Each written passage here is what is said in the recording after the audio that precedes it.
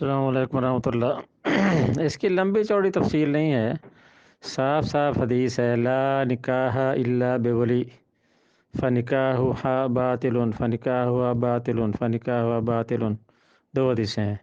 بغیر ولی کے نکاح نہیں ہے، اور جس نے نکاح بغیر ولی کی اجازت کے کیا اس کا نکاح باطل ہے باطل ہے باطل ہے باطل، 3 دفعہ اللہ کے نبی نے فرمایا۔ تو جب ولی راضی نہیں ہے تو وہ جہاں مرضی نکاح کرے۔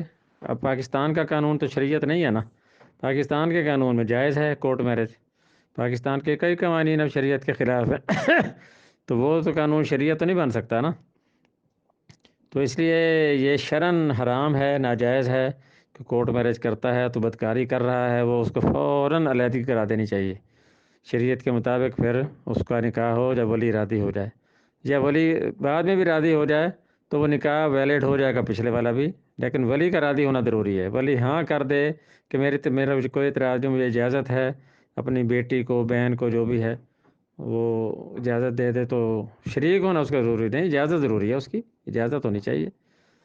تو یہ ہے اصل مسئلہ جو ہے، حقیقت، ٹھیک ہے جی۔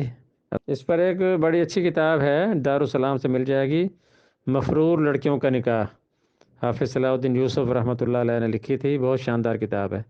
وہ کتاب لے کے پڑھیں، پڑھائیں، ہدیہ کریں کسی کو جس کو آپ چاہتے ہیں اس کی اصلاح ہو، تو یہ کتاب اچھی ہے۔ السلام علیکم ورحمۃ اللہ۔